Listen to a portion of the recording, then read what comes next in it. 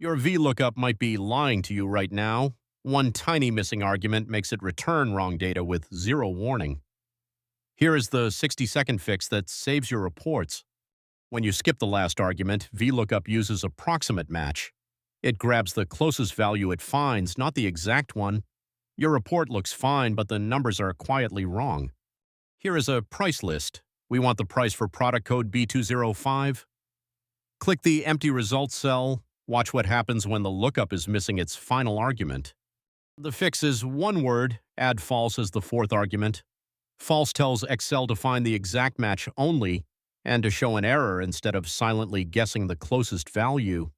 Press enter and boom, the correct price appears instantly.